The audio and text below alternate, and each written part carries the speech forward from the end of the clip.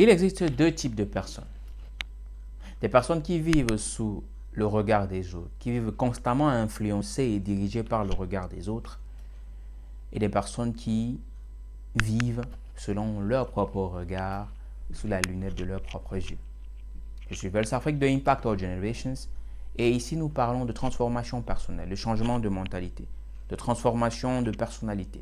Parce que nous croyons fort bien que les prochaines générations, s'il y a quelque chose que nous pouvons leur léguer et qui leur sera profitable, ce n'est certainement pas l'argent ni l'or ni les bâtisses, mais c'est certainement des valeurs et des qualités qui pourront aussi être transmises aux générations après eux.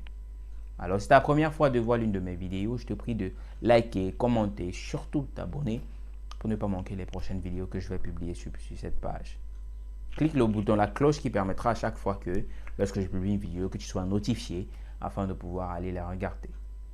Alors, il faut laisser un pouce pour m'encourager si le contenu que je produis te plaît de temps à autre.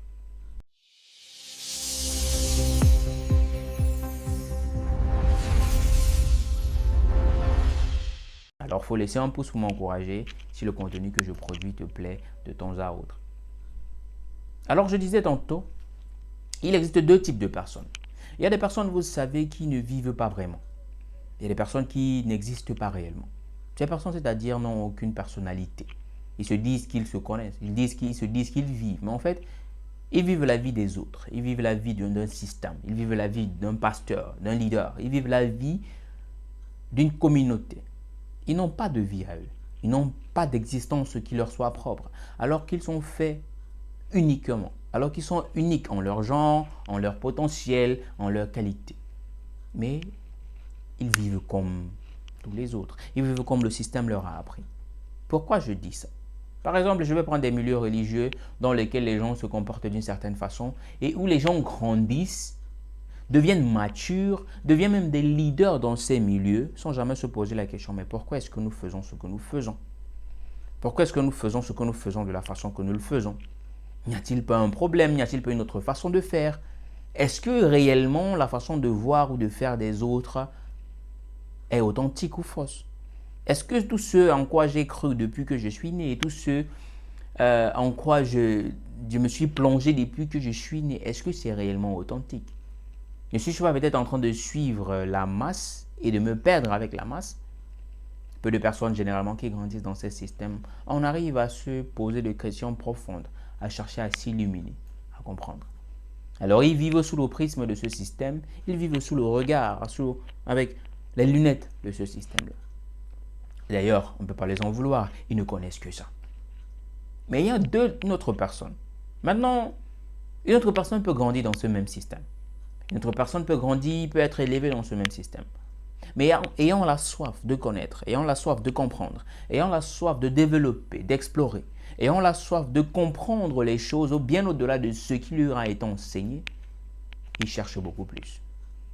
J'ai grandi dans un système religieux où il était interdit, par exemple, de lire des livres d'une autre dénomination religieuse, qu'elle soit chrétienne ou pas, de lire des livres de développement personnel, d'avoir un compte Facebook, de communiquer avec des filles.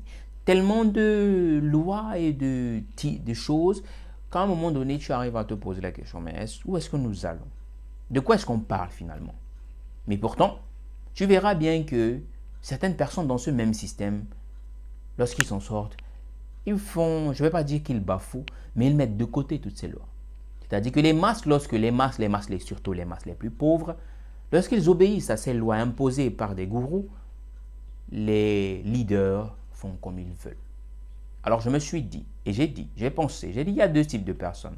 Il y a ces types de personnes qui poursuivent et qui suivent ce que la masse fait, qui suivent ce que le système leur dicte, mais il y a d'autres personnes qui en sortent, qui sortent du système, qui vivent la vie qu'ils sont censés vivre, qui découvrent, qui font des erreurs et qui se relèvent, qui tombent et qui se relèvent.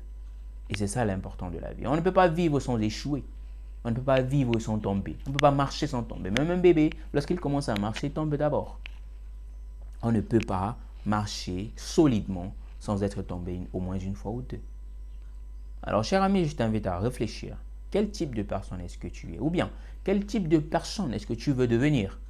Veux-tu être la personne qui vit sous le prisme d'une société, d'un système qu'il est venu trouver et dont il ne comprend même pas les tenants et les aboutissants?